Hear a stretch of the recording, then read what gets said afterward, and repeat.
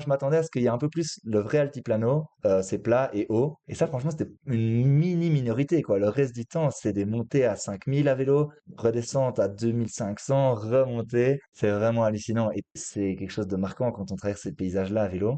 On se dit, mais purée, tous ces locaux, donc les Péruviens et les Boliviens, là, ils sont à 8 heures de minibus sur une piste défoncée d'une mini-ville. Et ces gens vivent là, il fait quand même froid aussi, c'est des conditions climatiques, alors que moi j'étais en été parfois difficile, j'ai quand même eu de la neige et tout. Et il y en a pas mal de villages où je suis passé, ils parlaient pas l'espagnol, ils parlaient encore le quechua, voire même les dialectes encore antérieurs à l'expansion des Incas qui ont diffusé le quechua.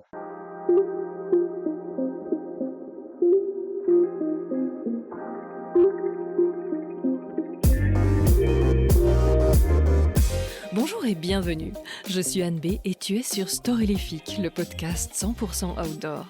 Je te propose de découvrir avec moi des explorateurs, aventuriers, sportifs de haut niveau et autres dévoreurs de vie qui vont te parler de leur parcours inspirant pour réveiller ton envie de vivre tes rêves. Car si eux l'ont fait, toi aussi tu peux le faire. Et simplement en écoutant, tu soutiens déjà la reforestation, car ici on ambitionne de planter des arbres avec les oreilles. Alors n'hésite pas à partager ce podcast, un grand merci d'avance. Après ses études en bio-ingénierie, Antoine rejoint une start-up, jusque-là conventionnelle, mais en Argentine. Là, ça l'est déjà nettement moins. 2 ans d'une expérience inoubliable qui clôture avec une petite rando, principalement à vélo jusqu'en Équateur, soit un peu plus de 12 000 km, histoire de voir du, ou plutôt des pays, rencontrer leurs habitants et saluer quelques sommets de toute beauté dans la cordillère des Andes. Alors si tu veux entendre parler d'une Argentine très authentique et d'un voyage qui, loin des exploits sportifs où on se bat contre le chronomètre, invite davantage à musarder et à s'émerveiller, entre Pampa et sommet, tu es au bon endroit. Cette conversation a été enregistrée quand Antoine était à Huaraz, au Pérou, dans la cordillère des Andes. Bonne écoute! Message à tous les amoureux de l'outdoor et de l'aventure. Avant de plonger dans notre épisode, j'aimerais vous parler d'un partenaire fantastique qui rend tout cela possible, AS Adventure. Savez-vous que la préparation est la clé pour réussir une aventure?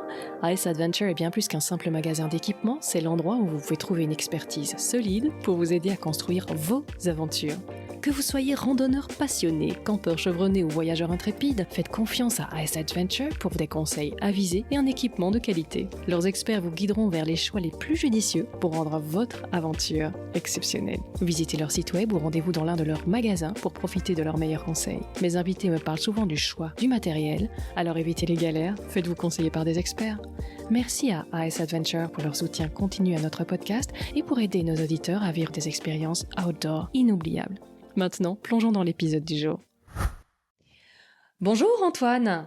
Bonjour Anne. Ça fait très plaisir que tu m'aies contacté et qu'on puisse partager ton aventure avec les auditeurs. Parce que je crois que c'est chouette d'avoir des grands profils qui font des grandes choses, mais aussi avoir des gens qui, n'ont pas nécessairement un grand passé d'aventurier, puis qui s'y mettent. Donc, c'est très, très, très chouette de parler avec toi aujourd'hui d'un beau parcours en plus qui a commencé avec une start-up en Argentine, mais pas n'importe quelle start-up.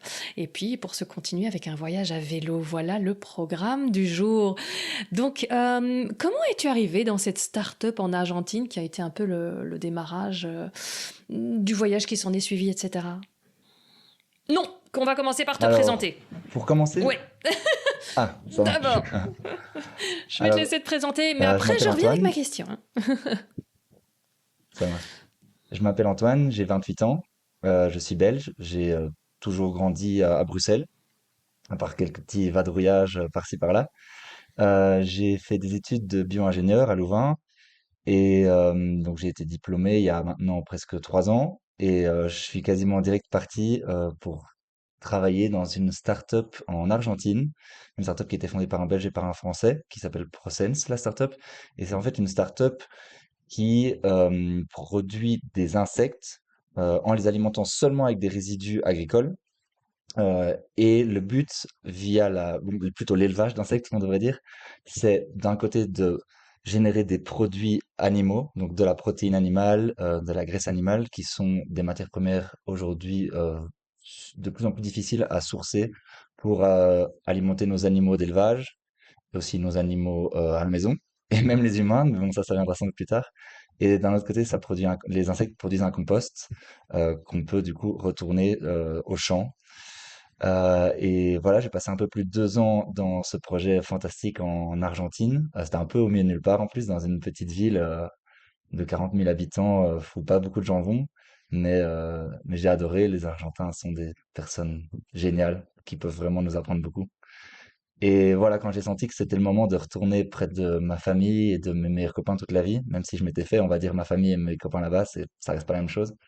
J'ai senti ça après un peu plus de 2 ans là-bas. Mais bon, c'était pas non plus si urgent que ça de rentrer, vu que j'ai décidé d'abord de faire un long voyage à vélo en Amérique latine, euh, et dont le but c'était pas seulement de faire du vélo, mais aussi de beaucoup profiter de la montagne, parce que là-bas, bon, il y a la cordillère des Andes qui est quasiment un terrain de jeu infini, et pouvoir avoir le temps de vivre des chouettes expériences, rencontrer les, on va dire, les Sud-Américains. Mm. Et c'est comme ça que là, il me reste encore un mois de voyage. Génial, génial, génial, génial. Et donc, voilà, tu es sur les routes. Tu es où, là, aujourd'hui soir, hein? Enfin, c'est pas le soir pour toi aussi? Bon, pour moi, il est 12h50. Il y a 7 heures de moins. Alors, là, en ce moment, je suis finalement un peu ce qui était mon objectif majeur de ce voyage, la destination majeure. Ça s'appelle Huaraz. C'est donc dans la haute cordillère des Andes, au milieu, un peu nord du Pérou, Mhm. où il y a des. Bah, ils sont plus, ouais, il y a plus que des dizaines. Enfin, il y a une quantité, une quantité invraisemblable de hautes montagnes. Et j'adore la montagne, dont la haute montagne. Ici, je vais pouvoir m'amuser pendant un bon mois. Ça fait déjà 2 semaines. Et donc là, mon vélo, il est un peu mis sur pause. J'ai pas Mm. mal roulé pour atteindre cette destination. Et c'est ici que je suis en ce moment. Et je vais encore après reprendre le vélo et rouler jusqu'à Quito en Équateur, d'où je rentrerai. D'accord. Et là, t'es dans une auberge de jeunesse ou quoi? C'est quoi tous ces jolis cactus Ouais, dessinés c'est au ça, je suis dans mur? une auberge de jeunesse, ouais. Ah, Et trop top. c'est ça, voilà. Il y a, à mon avis, d'autres voyageurs qui ont dû peindre. Non, c'est toujours un peu comme ça dans un auberge de Ouais, jeunesse. ouais, c'est super cool, hein. Moi, on adore aussi. Mhm. Ok, trop trop bien. Et alors, ben, raconte-nous un peu ton expérience justement dans la start-up parce que c'est des beaux projets effectivement. Et comment ça s'est passé? Comment t'es arrivé là-bas d'abord? Et puis d'un peu travailler avec les gens là-bas, comment ça se passait? Et Mhm. puis ta petite vie là-bas, quoi. C'est aussi gai, ta petite vie d'expat. Mais en fait, c'est assez amusant comment dire, comment le lien a été créé avec cette entreprise. C'était un de mes meilleurs copains qui me demandait, tiens, raconte un peu ton mémoire. Et moi, je l'explique avec beaucoup de passion. Bon, en gros, c'était un processus de bioconversion. Là, c'était pas avec des insectes, mais c'était avec des bactéries. Mais le principe l'idée était la même que dans la boîte, ProSense. Et donc, mon ami en Belgique, qui s'appelle François, il me dit, ah mais mec, ça me fait trop penser à un projet d'un Belge un peu fou en Argentine qui a commencé à élever des mouches, bazar, dans la même optique de revaloriser des résidus. Et je dis, oh, ça sonne quand même, ça sonne vraiment extra. J'avais déjà quand même assez bien la fibre de l'étranger. J'avais déjà un peu voyagé en Amérique latine et donc je savais que c'était des gens extra, notamment en Argentine. Et je me suis dit, bon, j'ai contacté les boss. Donc c'est un Belge et un Français qui ont lancé la startup. Maintenant, ça doit faire 6 ans. Et j'ai eu de la chance parce qu'ils allaient ouvrir un peu plus la branche recherche et développement. Et donc ça pouvait les intéresser d'avoir un ingénieur agronome.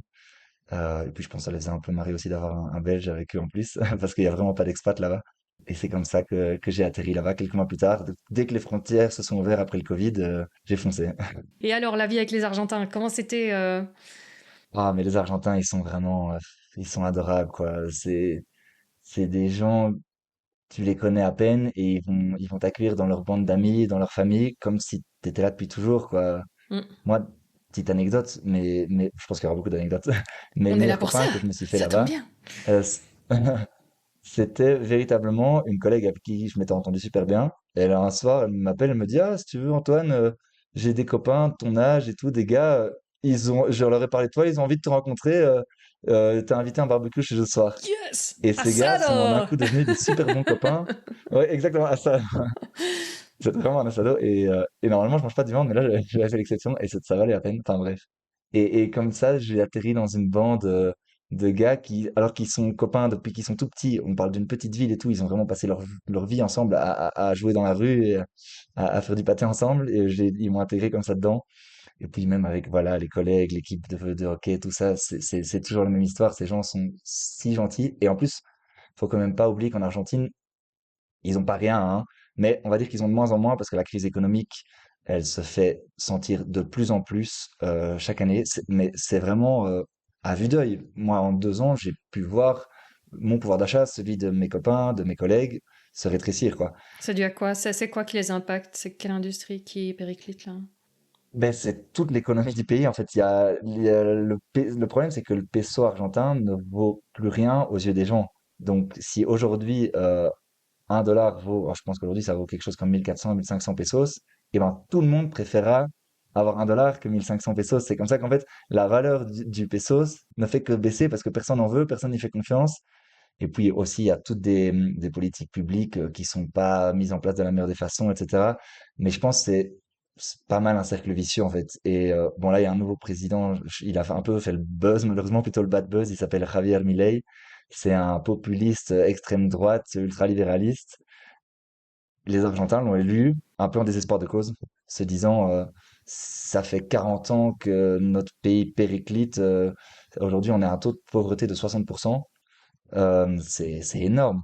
Alors que ce pays était, alors je sais plus très bien il y a combien de temps, mais je crois que c'était plus ou moins entre les deux guerres, un truc comme ça. Euh, je pense que c'était la cinquième richesse mondiale, un truc comme ça. Ah oui, oui, oui, ça je me rendais pas compte. Ouais. Alors bon, c'est à fact-checker, Hmm. mais on n'en est pas loin. Et malgré ces gros soucis économiques et tout, et ben les Argentins, ils sont si généreux, si accueillants, et ils sont, et du coup ça, une vie là-bas, ça, c'est une vie beaucoup plus simple, centrée sur, je dirais, les vraies choses. Et ça, j'ai vraiment beaucoup aimé en fait.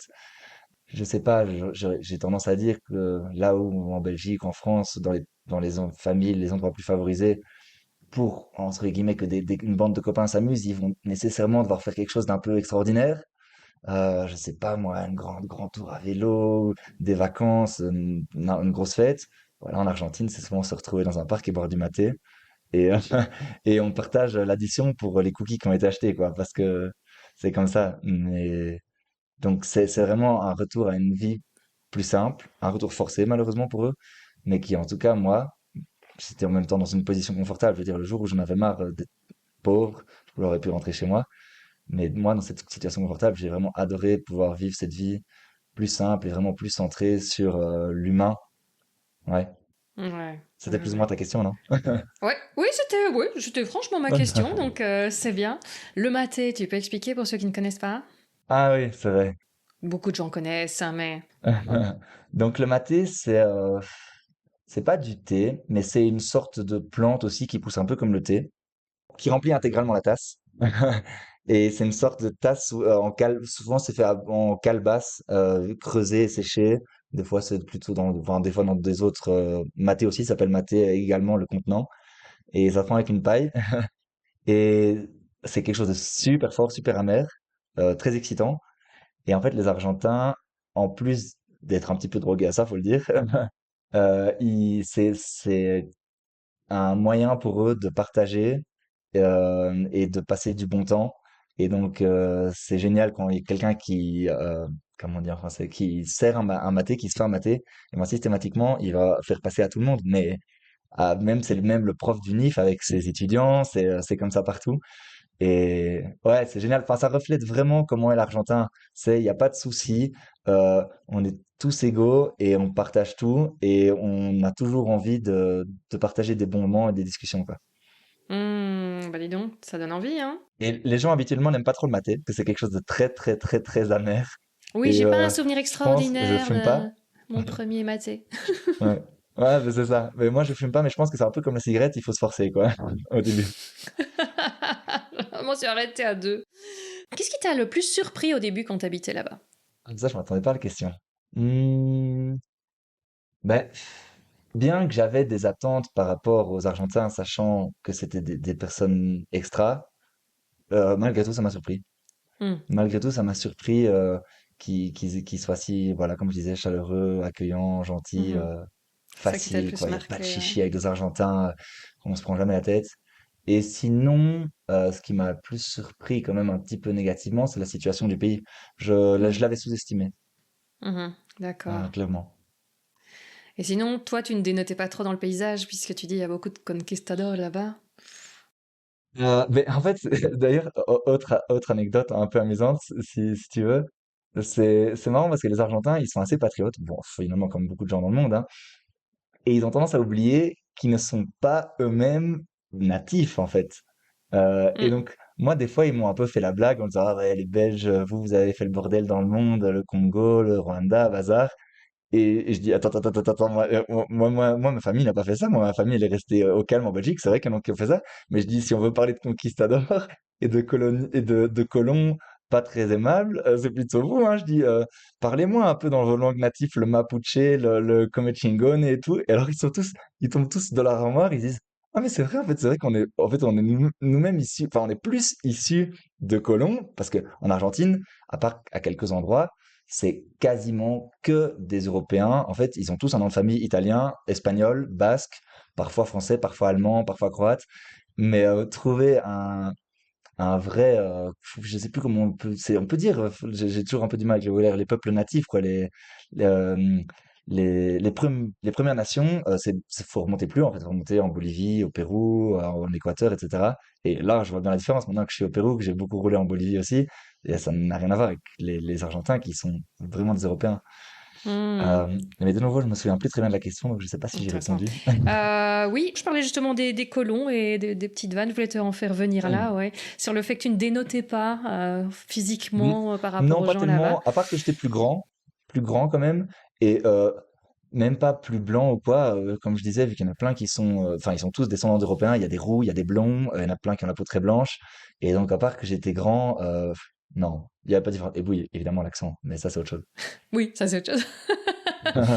Qu'est-ce que tu souhaites ramener de là-bas, au point de vue habitude, recette et mindset? Euh, Habitude, bah évidemment, je vais continuer à prendre du maté, ça c'est sûr. Euh, Recette, ben, je mange pas de viande, donc je vais pas ramener leurs assados, donc c'est-à-dire leur barbecue, qui sont délicieux, mais ça je vais pas ramener. Donc recette, franchement, je pense qu'il n'y en aurait pas beaucoup parce que c'est vraiment la recette du pays, hein, c'est le barbecue, en veux-tu, en voilà. Bon, les empanadas, c'est bon quand même. C'est pas mal, hein. Euh, et sinon, je pense que ce que je peux ramener, on va dire plus humainement, c'est vraiment comment ils sont. En fait, moi, je pense vraiment que ça va pas sonner très humble de dire ça, mais que les Argentins m'ont rendu une personne meilleure, quoi. Plus tranquille, plus ouverte, plus simple. C'est surtout ça, je pense, que je ramènerai finalement. Ah, c'est super. Pour continuer, tu sais bien que mes petites filles posent des questions. Donc, voilà. Bonjour Antoine, pourquoi est-ce que tu as choisi le vélo? Oui, c'est bien ça, non, c'est Amandine. Voilà, alors, regardez tout à l'heure, elle m'a dit encore quelqu'un à vélo. C'est vrai que j'adore les voyages à vélo. Non. Je dis bah, tu peux peut-être lui poser la question Bah, alors. je trouve c'est une très bonne question. Alors, j'avais voyagé à sac à dos dans le coin il y a 5 ou 6 ans déjà. C'était au milieu de mes études, j'avais fait une pause. Et en voyageant en sac à dos, même si j'avais assez la liberté de faire du stop, etc., je traversais quand même souvent des paysages incroyables. Alors, c'est parce que c'est partout ici, hein, littéralement dans la cordillère des Andes.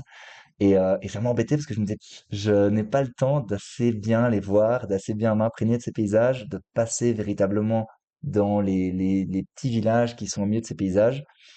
Et donc, même s'il y avait de temps en temps des chouettes treks et des trucs comme ça, je me disais, moi, je veux encore plus en profiter. Et c'est comme ça que, en passant là, déjà, il y a 6 ans, je m'étais dit, bon, le vélo ici, ça doit être vraiment cool. Et pas seulement là, en fait. Après, je me suis rendu compte que partout dans le monde, hein, dès que c'est un peu beau, le vélo, c'est vraiment génial. Et c'est comme ça que je m'étais dit, ben voilà, maintenant que je suis en Argentine, le jour où je partirai à vélo et je parcourrai cette cordillère des Andes, ce qui donc permet de profiter à mort de ces paysages, bivouaquer au milieu de nulle part, etc.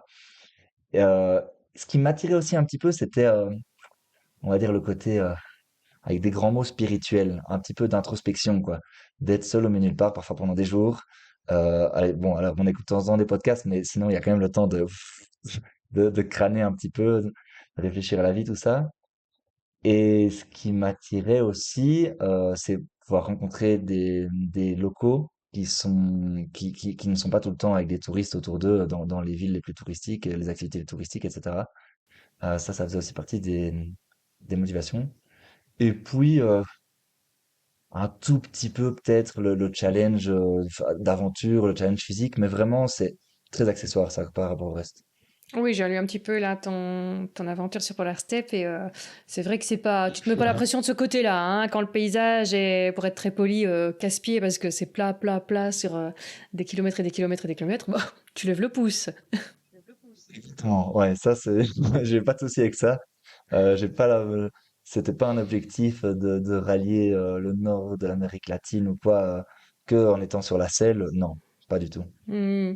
Et donc, ça se fait, on est pris en stop même avec un vélo. Ouais, et franchement, alors en Argentine c'est pas compliqué parce que vu que c'est quasiment dans les campagnes, quasi, qui travaillent quasiment tous dans les campagnes comme éleveurs, agriculteurs. C'est vraiment ça, l'Argentine, hein, c'est la production primaire, donc de végétaux et d'animaux. Ils ont quasiment tous des camionnettes. Pardon, des camionnettes. Ils disent camionnettes, en Plateau. français, c'est des pick-up. Mhm. Des pick-up, en fait. Et donc, je me faisais tout le temps prendre par des pick-up. Et, non, et puis ici, en fait, au Pérou et en Bolivie, si je faisais du stop, mais ça arrivait beaucoup moins. Mais quand c'est arrivé, en fait, j'étais plutôt pris dans ce qu'ils appellent les colectivos, c'est des minibus. Mais en fait, du coup, c'est pas pris en stop, c'est pris par un minibus qui s'arrête n'importe où au milieu de la campagne. Et alors, c'est le vélo sur le toit, au-dessus des valises, attaché avec deux sangles. Ça fait un peu peur, mais puis après, on prend confiance. Mais donc, ça marche bien. Le stop à vélo, en tout cas en Amérique latine, ça marche très bien.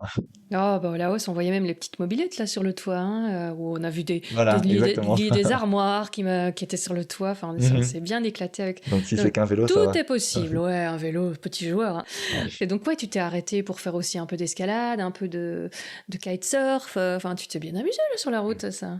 Bah, c'était évidemment le but, hein. Comme je disais, le but, c'était pas d'être sur ma selle tous les jours. Je dirais que le but était d'être sur la selle tous les jours quand c'était pour traverser des paysages magnifiques, mais où il n'y a pas vraiment d'activité. En fait, il y a vraiment des régions ici où c'est de la cordillère des Andes magnifique, des volcans, des lagunes, des salars, mais où il n'y a pas d'activité à proprement dit, à part traverser. Et donc, c'est là que c'est génial. Hop, le vélo, c'est l'activité.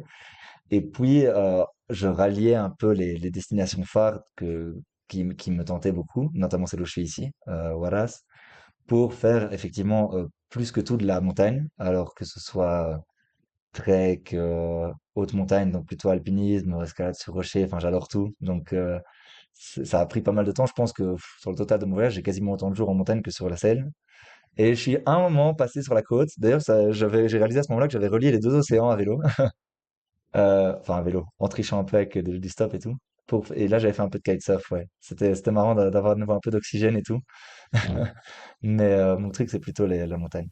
Ouais, ouais, ouais, ouais. Super. Non, c'est une très, très, très, très belle photo d'ailleurs. On va mettre les liens vers ton profil social pour que tout le monde puisse profiter des paysages, hein. C'est bien régalé avec les filles en Oui. préparant l'émission.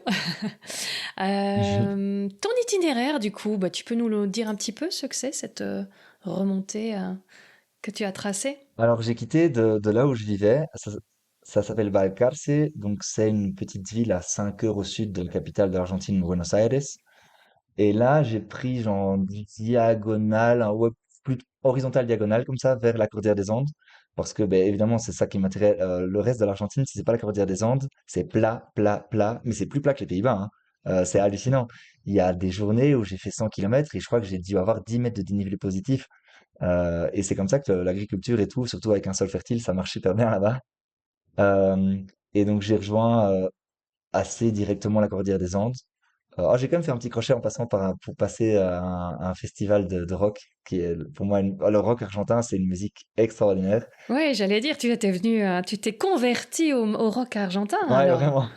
Ah, mais, tu m'avais demandé ce que j'allais ramener en fait de l'Argentine sans Ouais. hésiter. C'est le rock, ça, c'est ce qui occupera le plus de mon temps, j'ai envie de dire, dans ce que j'ai ramené parce que j'en aurai souvent dans les oreilles encore pendant longtemps. Tu as fait une playlist, je vais la mettre en lien dans les liens de l'épisode, ta Ouais, petite playlist là pour ceux qui ont on envie de verra. découvrir le rock argentin, pourquoi pas, partageons. Mais je recommande vivement. Non, et donc une fois arrivé à la Cordillère des Andes, vers Mendoza, c'était la remontée, la Cordillère des Andes, en la quittant jamais, à part une fois où je suis descendu à la côte, là, faire du kitesurf. Sinon, c'est tout le temps la Cordillère des Andes, à Quito, en Équateur, du coup. D'accord. Et ça va l'altitude? Bah là, ouais, franchement, quand on est là-haut depuis longtemps, on est super acclimaté. Pour vraiment noter une différence, il faudrait que je fasse un sprint à 4000 mètres d'altitude. Sinon, en fait, en étant super acclimaté, on sent plus la différence. Seulement, on sent quand même que c'est un peu plus difficile de récupérer de l'énergie. Attends, je t'arrête parce que c'est la question de Valentine en fait. Ah, Attends, voilà. Bonjour Antoine, qu'est-ce que ça fait les effets de l'altitude? c'est vraiment des bonnes questions. Merci Valentine pour la question. Alors, je les ai sentis au début parce que inévitablement j'ai dû monter vu que j'ai démarré tout en bas. J'ai démarré à 0 mètre d'altitude et je suis monté un peu en un coup. Et je l'ai senti, ouais, avec une grosse fatigue quand même quand la journée où je suis monté de 3000 à 3700 mètres à vélo, grosse fatigue, en plus de jus, même un petit peu barbouillé.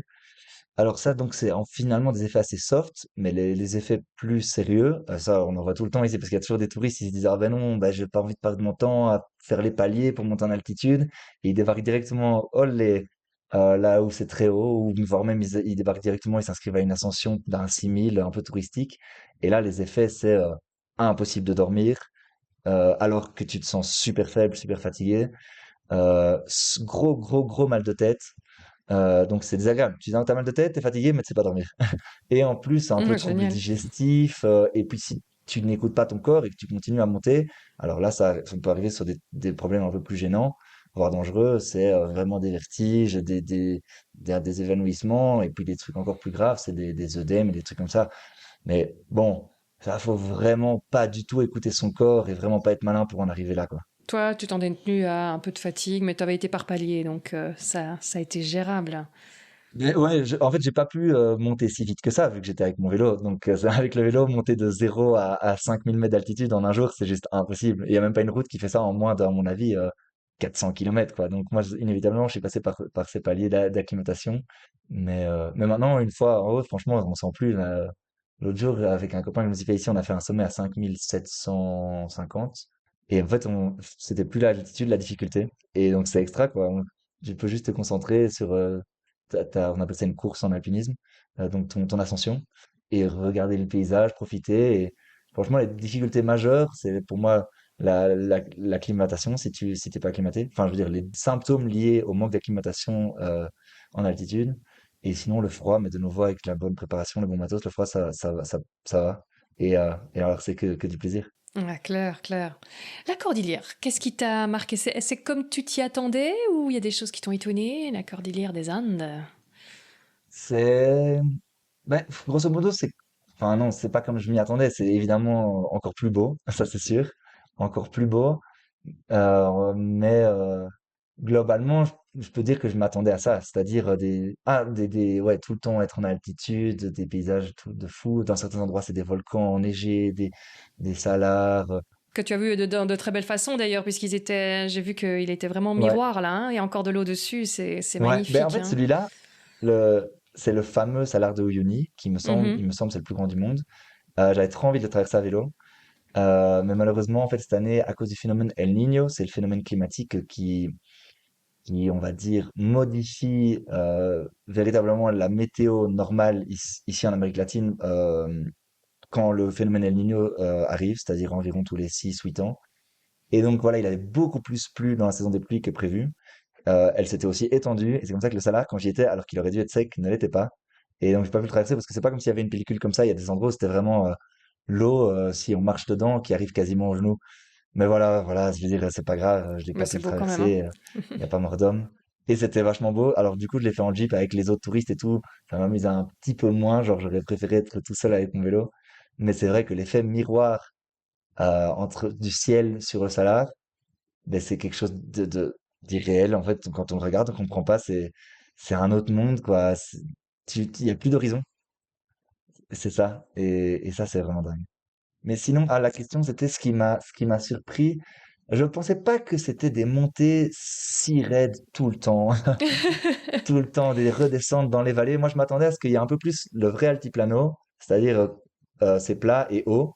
Et ça, franchement, c'était une minorité, quoi. Le reste du temps, c'est des montées à 5000 à vélo, redescente à 2500, remontée. C'est vraiment hallucinant. Et ça, c'est quelque chose de marquant quand on traverse ces paysages-là à vélo. On se dit, mais purée, tous ces locaux, donc les Péruviens et les Boliviens, là, ils sont à 8 heures de minibus sur une piste défoncée d'une mini-ville. On parle même pas d'une grosse ville, d'une mini-ville où il y a un peu plus de trucs que chez eux. Et ces gens vivent là, il fait quand même froid aussi, c'est des conditions climatiques, alors que moi j'étais en été parfois difficile, j'ai quand même eu de la neige et tout, et ils vivent là toute l'année là-haut, à élever leurs lamas, leurs alpagas, encore des vies, j'ai envie de dire quasiment ancestrales en fait. Et de nouveau, ces gens super gentils, il y en a pas mal de villages où je suis passé, ils parlaient pas l'espagnol, alors que c'est la langue nationale, c'est la seule langue dans ces pays.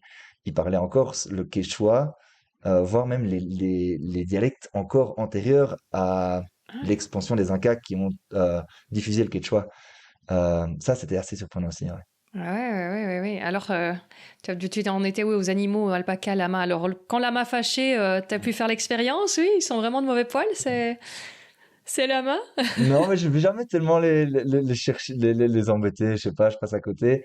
Mais j'ai déjà vu, ça c'était vachement amusant, deux énormes lamas, je pense que c'est les plus grands que j'avais vus, mais un grand lama c'est très très très grand, c'est aussi haut qu'un grand cheval, quoi. Deux énormes lamas qui se battaient, et en fait en se battant, donc ils cabraient comme ça, ils se donnaient des coups avec leurs pattes avant, et ils se crachaient tout le temps à la Ah, voilà. figure en se battant. Et Donc, donc ça j'ai crache, pas c'est expérimenté officiel. sur moi, j'ai pas vu non plus un lama cracher sur un humain, mais un lama qui crache, il le fait et il a une bonne réserve de crachat, on va dire. Parce que durant toute la bagarre, les lamas ont pas arrêté de cracher. Ok, quels autres animaux tu as pu admirer au passage?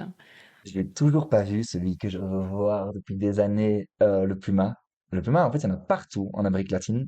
Il y en a jamais une grosse densité à un endroit spécial, évidemment, non, mais ils sont partout. Ils sont là où j'étais à Balcar, c'est dans les plaines, toutes plates avec quelques petites sierras, donc ces sortes de petits monts. Il y en a là, il y en a dans le sud de la Patagonie, il y en a dans les hautes montagnes ici, et j'arrive pas à le voir encore. Alors que franchement, des fois, je prends des treks ou des itinéraires à vélo où il y a jamais de trafic. Je suis sûr que j'en ai déjà vu dans mon champ de vision, mais sans les spotter. Mais sinon, d'autres animaux, non, il n'y en a pas tellement en fait des animaux natifs hein, en Amérique latine.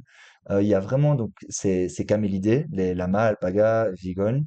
Ah, j'avais vu une fois les cerfs de Patagonie qui s'appellent les Wemouls. Ça, c'était très impressionnant. Ils sont très, très, très difficiles à voir. Et nous, avec un copain, on avait fait un trek, on en avait vu à un Wemoul en plus pas du tout farouche, qui n'existe pas. Normalement, c'est un cerf ultra farouche. On l'avait approché, je crois, à 5 mètres. Ça, c'était assez fou.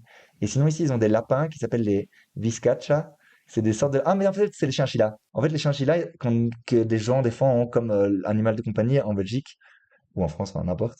Et en fait, c'est des Vizcachas, c'est les lapins ici des hautes montagnes, mais ils Ok. vivent. C'est franchement, quand j'en vois, c'est que je vois plus rien d'autre. C'est quand je passe un col ouais, à 4900 mètres à vélo ou je fais un sommet, en un coup, hop, il y a des petits Vizcachas qui apparaissent et qui sautent. Et tu dis, mais de quoi ils vivent ces animaux? Il y a rien ici. Il y a même pas un brin d'herbe. Ça, c'est des chouettes animaux que j'ai vus. Mais sinon, il n'y a pas beaucoup plus, non. Dans les condors, dans les rapaces, oui. Ah ouais, c'est vrai. Ouais, pardon, les condors, ça, il y en a plein. C'est une belle envergure. Ouais, ah ouais, ouais. Et une fois, petite anecdote, j'ai même cru.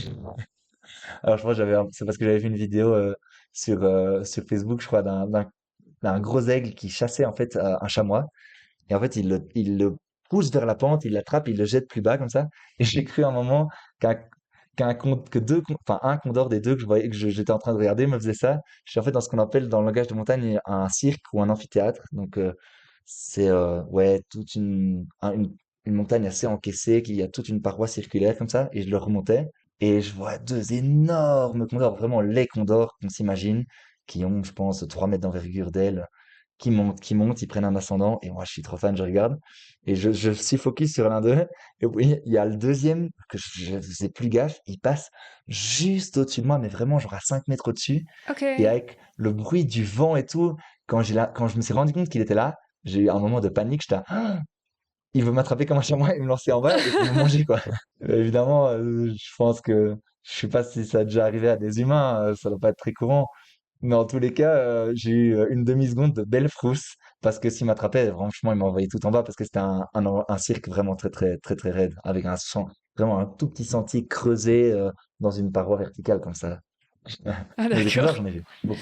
Il t'a même mieux vu que toi, mais ouais, non, ça devait être bien stressant cette affaire. Ouais. Alors, tu as eu beaucoup de rencontres près de Sucre. Tu as eu des rencontres très authentiques aussi. Tu as comme ça des souvenirs avec des gens avec qui vous parliez pas le même langage, ou tu as des choses qui t'ont marqué. Bah, souvent, il y a quand même toujours moyen d'avoir une conversation, de discuter, même s'ils parlent. pas bien l'espagnol, on peut quand même se faire comprendre. Euh, j'ai étonnamment pas eu de rencontres très très marquantes au milieu de nulle part. Je veux dire, on pourrait s'attendre à ce que quand on passe à vélo dans des villages super reculés en haute cordillère des Andes, il y ait chaque fois des villageois qui nous invitent, etc. Non, alors ils sont toujours super gentils, évidemment. Des fois, ils sont curieux, ils posent des questions, tout ça. Mais des rencontres plus prolongées que ça, on va dire, j'ai pas eu. Euh, mais par contre, ça m'est arrivé quand même quelques fois de rencontrer donc des Péruviens, Boliviens, ou Argentins ou Chiliens, enfin les quatre pays où je suis passé à vélo. Euh, alors c'est plutôt dans ce cas-là via genre des plateformes de rencontres. Notamment, il y a un truc qui s'appelle Warm Shower.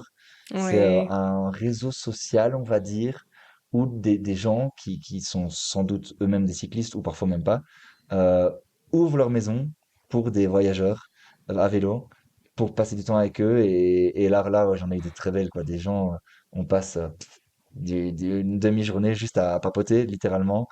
Euh, c'est sûr. Mais c'était rarement des rencontres vraiment sur la longueur et avec beaucoup d'échanges. Ça s'est rarement fait quand c'était des rencontres au milieu de nulle part, imprévues, on va dire. Étonnamment. Ouais, ouais, ouais. Et sinon, tu as eu des arrêts sur la route? Voilà, peut-être un peu décevant la réponse. Non, mais non, bah, justement, c'est intéressant. On dit, voilà, c'est pas automatique. C'est très bien aussi, en fait. Ouais. Et c'est vrai que dans Bike for Ocean, deux jeunes qui avaient fait du Vietnam à Singapour à vélo, en Mm. ayant donné du sens à ça, en soutenant la fondation Sulubai, qui restaure des récifs coralliens, entre autres, aux Philippines. Et donc, eux avaient aussi utilisé pas mal Warm Shower et m'avaient dit, c'est génial, quoi. Donc, Mm. et c'est vrai que c'est des gens qui C'est sont ouf, très ouverts, forcément, puisqu'ils ouvrent leur maison à des inconnus, évidemment. en sachant bien, en plus, orienté cycliste. Je dirais même qu'il y a le Pokémon évolution de Warm Shower ici en Amérique latine. C'est ce qu'ils appellent les Casa de Ciclistas. Donc, c'est une Mhm. maison de cyclistes. Et ça, c'est des gens qui ouvrent systématiquement, parce que Warm Shower, il faut faire une demande et c'est si la personne est dispo, a envie, etc. Et là, Casa de Ciclistas, c'est des gens qui ouvrent systématiquement leur maison, qui est habituellement suffisamment grande pour héberger plusieurs cyclistes. Parfois, ils ont plusieurs chambres. Et c'est comme un hostel, mais où les propriétaires t'invitent parce que tu es cycliste et voyageur. Et évidemment, le but, c'est après d'échanger à mort ensemble, cuisiner ensemble, tout ça. Et là aussi, il y en a pas beaucoup, hein, évidemment, des Casa de Ciclistas, mais dans les Casa de Ciclistas, j'ai pu faire des super chouettes rencontres, c'est sûr. Et franchement, c'est hallucinant de se dire, mais des gens qui ouvrent leur maison comme ça pour avoir tout le temps des voyageurs à vélo dedans et partager avec eux, enfin, c'est des saints. Il n'y a pas d'autre mot. Les warm showers et les casas de cyclistes, c'est quel prix, hein? Ben, Warm Shower, c'est 100% gratuit. Warm Shower, c'est comme Couchsurfing, c'est vraiment une invitation, on va dire mutuelle, pour passer du temps ensemble et, dans le cas du voyageur, dormir chez l'habitant. Casa les cyclistes, à maintenant, des fois, il faut un tout petit peu payer, mais c'est vraiment pour être défrayé, pour genre eau, électricité, les dommages qui finissent par arriver. Et aussi parce que, en fait, souvent, dans les Casa des cyclistas, ils finissent par se faire dénoncer par des hôtels voisins qui disent, ouais, bah, en fait, ça nous bouffe du tourisme, ça nous bouffe de la Concurrence clientèle. déloyale, Et donc, hein. ils doivent finir par payer Hmm. des impôts comme s'ils étaient un hôtel, alors qu'ils n'en sont Hmm. pas. Et bon, Hmm. du coup, pour pas vraiment faire des grosses pertes chaque année, ils font un tout petit peu payer pour, voilà, compenser ces frais 100% liés à leurs invités. Ouais. Mais donc, non, c'est gratuit. Ok, d'accord. C'est chouette ces petites adresses, hein. Ouais, ouais. Ouais, ouais. Je suis pas encore Ouais, testé, franchement, mais il faudra qu'on fasse une fois quand même. je recommande. Tu sais, si on existe en Europe de ce genre de concept, hein? Le scène des cyclistes, je sais pas. Warm Shower, il y a beaucoup plus en Europe qu'en Amérique latine. Il y a beaucoup plus. Mhm. Mais en fait, c'est pas compliqué. En Europe, on roule beaucoup, beaucoup à vélo. Ici, en Amérique latine, il y a très peu de gens qui roulent à vélo. Aussi, très peu de gens dans les locaux qui peuvent se permettre de voyager. Et donc, je pense que c'est quand même plus compliqué pour eux d'avoir accès à la connaissance que ça existe. Ces plateformes de partage. Voilà, si personne ne fait du vélo et voyage chez eux, ils ont pas cette chance. Et donc, c'est comme ça que c'est beaucoup plus facile de trouver des warm showers en Europe. Je pense peut-être maintenant que les filles ont un peu grandi, aller faire un bon petit voyage à vélo. On va un petit peu tester tout ça. Ah, je recommande, ouais. Donc tu dis que dans cette aventure, toi, tu recherchais aussi à pouvoir réfléchir quelque part à... Ouais, c'est sûr. À la fois, je dirais, à la vie, au monde en général. Parce que moi, j'avoue que l'état du monde et la direction qu'il prend aujourd'hui, c'est que je trouve ça vachement préoccupant. C'est d'ailleurs comme ça que j'ai décidé, quand je travaille, de nécessairement dédier mon énergie à un projet lié au développement durable, à la protection de l'environnement, ça c'est sûr. Donc évidemment, voilà, il y a toujours des réflexions comme ça en voyageant, en roulant un vélo tout seul sur l'état du monde, et pas seulement l'écologie, hein, évidemment, on parle aussi des guerres, des réfugiés, enfin tout ça. Et sinon, sur moi-même, ma vie, ouais, évidemment, ça réfléchit, ça tourne sur quelle sera l'étape suivante dans ma vie. J'ai pas la réponse, mais ce que je sais, c'est que j'ai toujours les mêmes critères, c'est faire quelque chose où je me dis que c'est vraiment utile pour le monde, y être heureux, je veux dire, s'épanouir dans son boulot aussi, que ce soit pas une charge de l'activité quotidienne. L'idée, c'est de trouver un équilibre en phase avec mes envies et mes valeurs et mes motivations, quoi.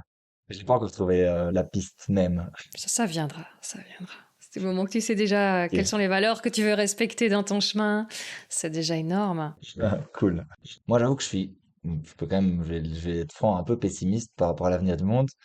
Mais si j'essaye de me bouger pour faire des choses que j'estime utiles pour le monde, c'est parce que, in fine, j'ai quand même de l'espoir et un petit peu foi en l'humanité de se réveiller, de commencer à agir de la bonne façon.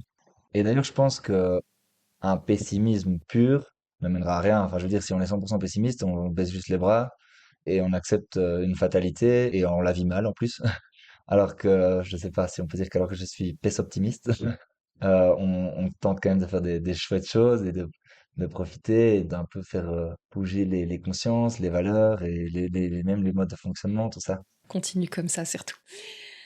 Ah oui, il y a une photo sur ton profil qui m'avait super intéressée parce que c'est un de mes beaux souvenirs du Sri Lanka. C'est une ombre triangulaire portée par la montagne. Quand tu as un certain point de vue sur une mer de Ah, nuages, il y a ce triangle parfait qui est très interpellant, hein. Donc c'est une question du c'est, soleil qui se projette, c'est magique. Et donc je dis, ah, c'est comme au Sri Lanka, trop bien. Je crois que oui, ça doit pas être le seul endroit dans le monde où on le connaît. Visiblement, il y en a déjà deux, il y en a sans doute d'autres aussi, mais c'est juste magnifique, quoi. ouais, c'était hallucinant. En gros, on montait un volcan en face du plus haut sommet de la Bolivie. Le volcan qu'on montait, il s'appelle le Parinacota. Culmine à 6348 mètres. Bref. Et quand le soleil s'est levé, il s'est levé 100% derrière le sommet de la Bolivie. Enfin, derrière le sommet de la Bolivie pour nous. Et donc, c'est comme ça que ça a créé cet halo lumineux triangulaire complètement dingue. Et c'est vrai que la photo est hallucinante et moi-même c'était hallucinant et à pleurer de beau. Le seul truc Ouais. qu'on se disait c'est ah bah merde maintenant que le soleil est levé, il y en a tout juste la seule ombre possible qui nous empêcherait de nous réchauffer euh, est générée par ce sommet de la Bolivie. Genre le soleil il pouvait se lever à 360 degrés, il y avait une frange de 2 degrés où il pouvait pas se lever, c'était celle-là. Et, et donc on a continué à avoir un peu froid. Si finalement c'était carrément amusant de se dire, enfin, on s'est vraiment fait avoir. Mais non, la beauté compensait entièrement. Mais par contre, on savait pas du tout que ça allait être comme ça. Enfin, vraiment, c'était une hallucination, quoi. Faudrait que, si les gens écoutent, se regardent la photo, que ce soleil se lève juste derrière ces sommets de la Bolivie, un peu isolés comme ça, vachement triangulaires. Ouais, ça donne une image de peinture. Oui, oui, oui. C'est là que tu dis, tu as de petites envies de spiritualité ou quoi, parce que c'est tellement magique, quoi. C'est tellement, Ouais. tu te sens tout petit, témoin de quelque chose de magnifique qui a pas besoin de toi, et je trouve que c'est magique. Mhm. Oui, on s'était levé à l'aube, mais moi qui suis pas trop du matin, c'était pas pour aller justement monter ce truc. Mais là, c'était avec des escaliers, mais bien raides et qui n'en finissaient pas forcément pour arriver au sommet. C'est un lieu de culte là-bas, hein, parce que justement, ce phénomène Ok. attire la spiritualité, hein, comme beaucoup, les montagnes, toutes les hauts sommets, et ce phénomène-là en Sûr. plus. Et c'est vrai qu'on nous avait pas expliqué ce qu'il y avait en haut, et puis quand on est arrivé, on dit, on attend. Et puis, waouh, c'était juste trop, c'était la surprise en Ouais, plus, c'était quoi. ça. Ouais, ouais. Puis alors, quand on redescendait, on n'en pouvait plus, quoi. C'est ça, veut travailler des muscles, et puis en descendant, c'était les autres, et puis pendant ce temps-là, Elle- tu devais te mettre sur le côté dans ce petit escalier 3 pour laisser passer ceux qui amenaient de l'eau en haut, en tongs, quoi, tu vois, avec leur gros bac de je sais pas combien de bouteilles d'eau, là, tu te dis, d'accord, on manque un peu d'exercice.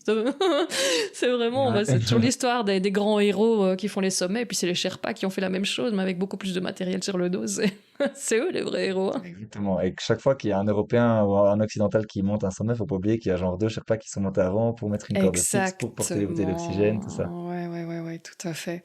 Oui, donc ça, c'était vraiment un tout. Bon, tu connais le phénomène dont on te l'avait expliqué ou tu sais s'il y en a. Je me demande combien il y en a Non, dans le monde, du coup, non, pas du maintenant, de tout. cette histoire, parce que ça m'a dit, oh ouais, c'est comme au Sri Lanka. Ouais, non, nous, c'était vraiment pas attendu. Alors, c'est pas un sommet que font couramment des touristes.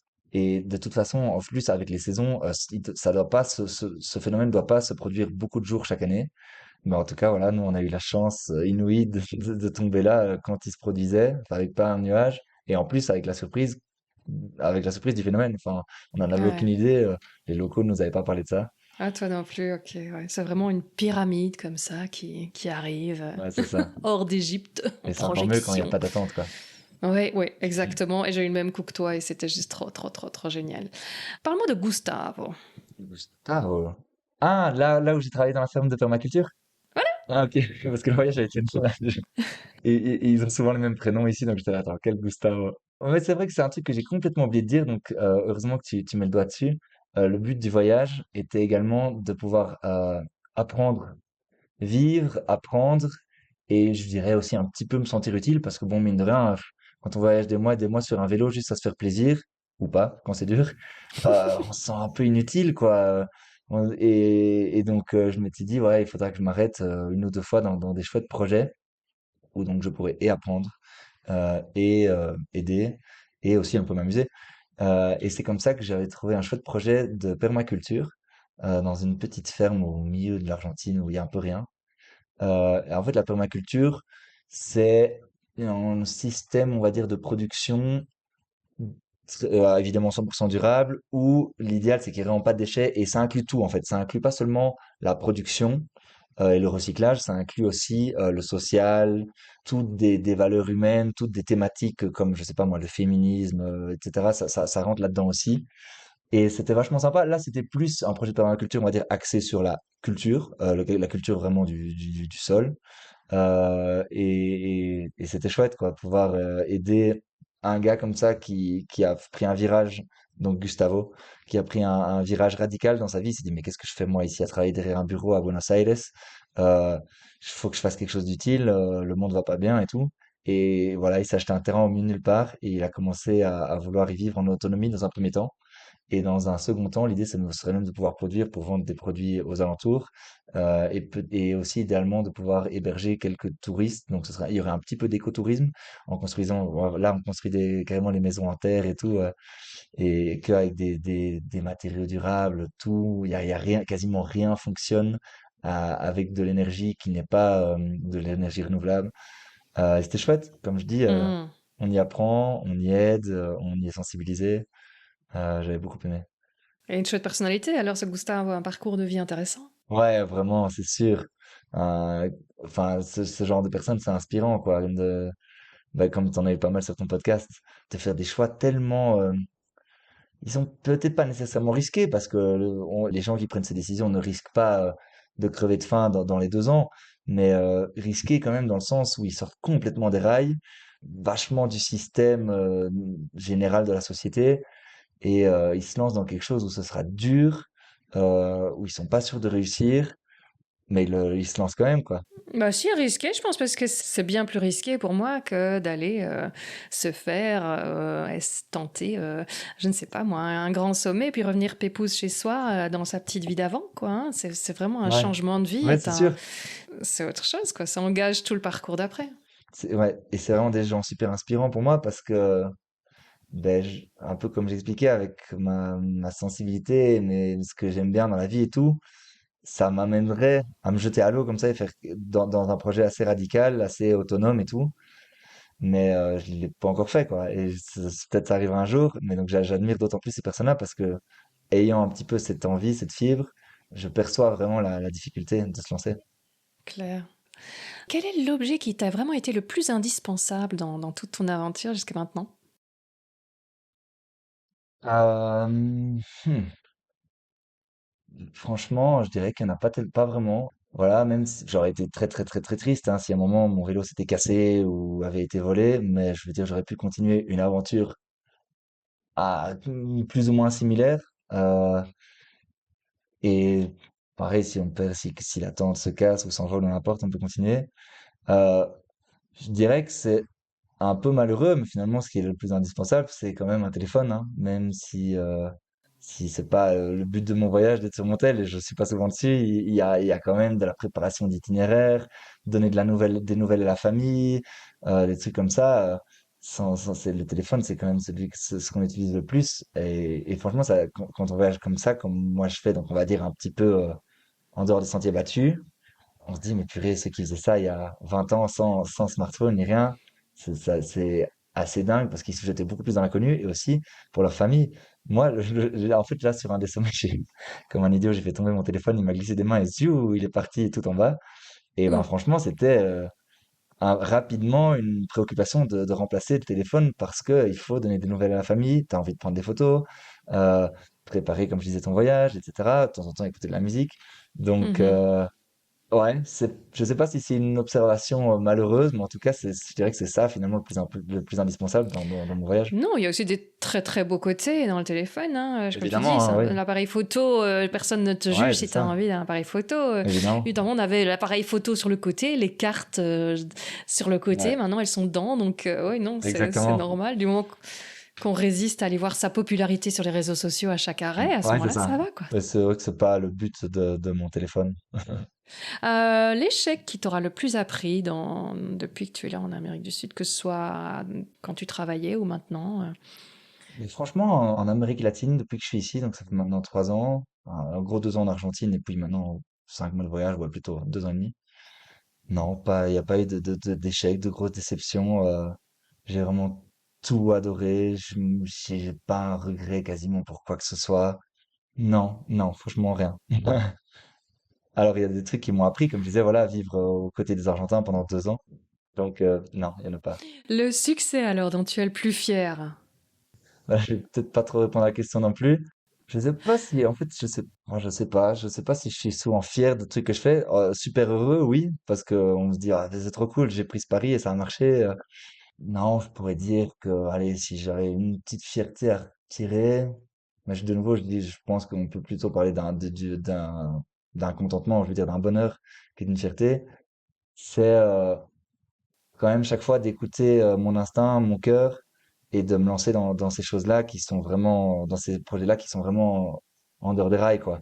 Allez, quand tu te fais tes diplômés de bio-ingénieur, tous tes copains, ils sont aussi universitaires, ils commencent direct dans des chouettes boîtes, des bonnes positions, etc. Tu viens d'un milieu un peu favorisé et tu décides d'aller, entre guillemets, vivre comme un pauvre en Argentine, même si c'est dans un projet extraordinaire et que j'ai appris à mort, etc. et que je trouve, des chouettes responsabilités, ça reste un pari et je l'ai pris. Et donc là, je peux dire, bah, plus que fier, j'étais surtout content après coup d'avoir pris ce pari-là et un peu préparé après pour le voyage à vélo. Ouais, voilà, on peut dire que ce serait une petite fierté, mais moi je préfère parler de joie finalement, de contentement. Mais voilà, c'est redéfinir ce qu'est le succès et tu viens de le faire, donc c'est génial, c'est le but de la question. Donc, Ça marche. qu'est-ce qui t'a le plus aidé pour te lancer dans ton aventure? Je suppose que tu as quand même eu des petits moments juste avant de te lancer où tu t'es dit, ouf, quand même. Franchement, pour l'aventure de ce voyage à vélo en Amérique latine, non, parce que j'ai déjà quand même plusieurs fois, bah, en l'occurrence deux fois voyagé longtemps, 5 ou 6 mois, sac au dos, dans des pays reculés. Donc la première fois, j'avais 19 ans, c'était en Asie du Sud-Est, Thaïlande, Laos et tout. Et la deuxième fois, c'était donc il y a 6 ans, j'en avais alors 22 en Amérique latine. Donc ça, le départ, franchement, non, ça m'excitait juste. Par contre, l'appréhension immense que j'avais, c'était vraiment est-ce que j'arriverais à dire adieu à ma vie en Argentine, mes amis en Argentine. Mais j'étais vraiment, j'avais le trouille les semaines et les mois avant de partir. Même quand j'envisageais pas encore de partir, je me disais, mais le jour où je prendrais la décision de partir, est-ce que j'y arriverai? Genre, c'est Hmm. tellement des gens que j'aime, c'est tellement une vie chouette. Donc ça, j'avais l'appréhension. Alors j'ai été surpris parce que finalement, ça a été, ça veut dire que voilà, c'était quelque chose que j'avais vraiment bien processé, que c'était le bon moment pour moi pour partir, de vivre une nouvelle aventure et tout. Donc le départ, même si déchirant, ça avait été. Mais j'avais pas vraiment eu d'appréhension avant de quitter la Belgique quand je suis parti pour l'Argentine. Mais j'ai eu une appréhension, c'est assez marrant, c'est quand j'étais en escale à Madrid, et là j'avais une bonne copine en Erasmus, et donc vu que j'avais une grosse escale d'un jour, j'avais passé du temps avec elle, Et puis là, je sais pas, c'était un peu via ces questions. Elle me dit, mais en fait, ouais, t'es quand même pas anxieux et tout. C'est quand même un gros pari que tu prends parce que tu prends le pari que tu vas vraiment te plaire là-bas, que tu vas vraiment te sentir bien dans ton boulot et que tu vas rester. Moi, mon pari, c'était quand même de suffisamment aimer que pour rester au moins un an, quoi. Et là, quand elle me dit ça, je me dis, putain, purée, elle a raison. En fait, moi, je pars au milieu de nulle part là.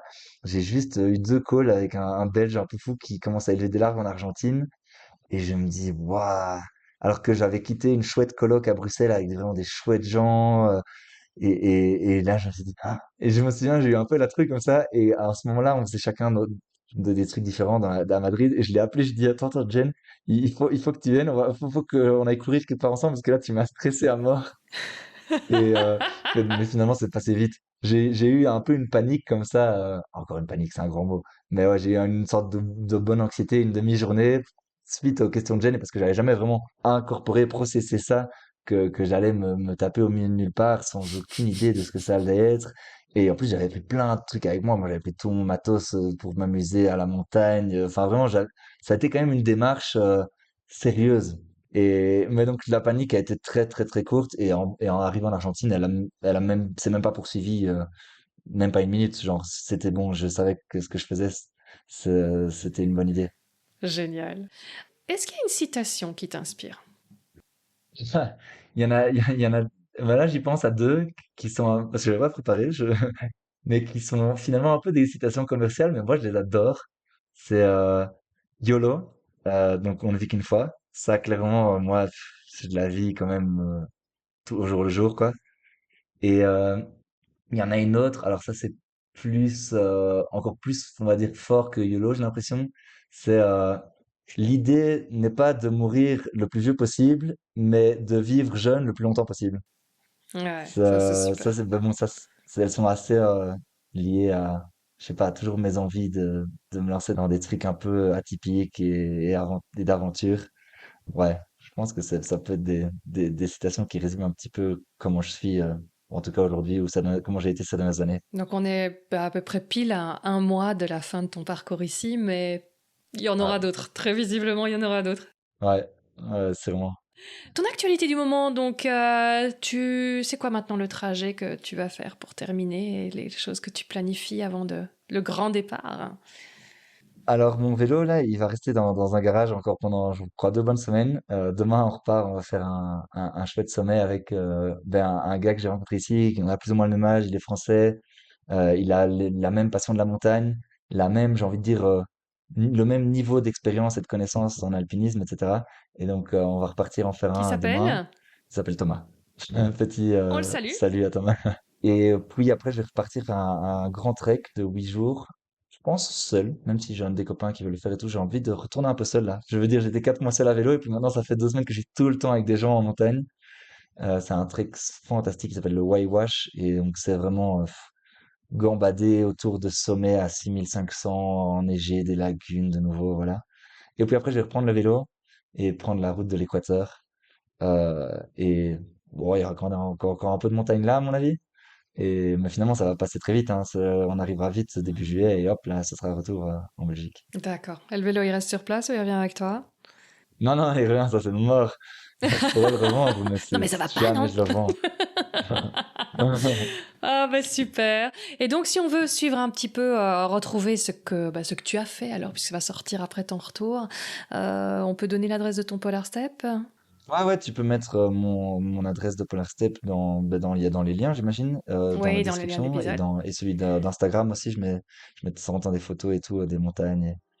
Donc tu peux mettre les deux, ouais, avec joie. Ah bah super. Bah un grand merci pour ton temps ce midi pour toi.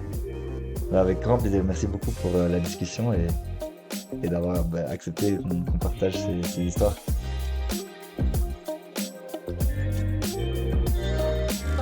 À l'heure actuelle, Antoine est bien rentré en Belgique. J'espère que cette écoute vous aura fait voyager agréablement. Je vous mets le lien vers le Polar Step et le compte Insta d'Antoine dans les notes comme promis, histoire que vous puissiez mettre quelques images sur ce récit, de quoi continuer à rêver d'ailleurs, et pourquoi pas préparer votre aventure. Toutes les infos sur l'invité sont comme toujours dans les notes et plus encore sur la page de l'épisode sur storylific.com. Dans le prochain épisode, à ce propos, on partira en mer avec le navigateur Jérôme Delire. On parlera de voile, de circumnavigation, d'atolls polynésiens et autres archipels de rêve, histoire de se mettre du vent du large et du bleu turquoise entre les oreilles. Je termine en te demandant de faire un petit geste tout simple qui fait un monde de différence pour le projet.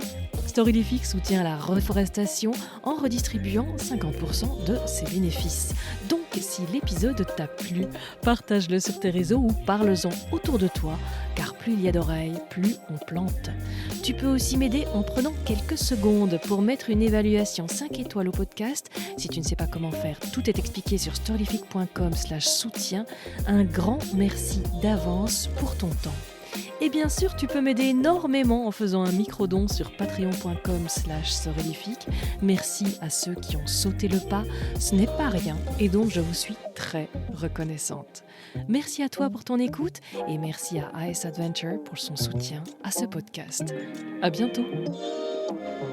J'ai complètement raté mon calcul de décalage horaire, alors que tant après plusieurs années, je devrais avoir l'habitude.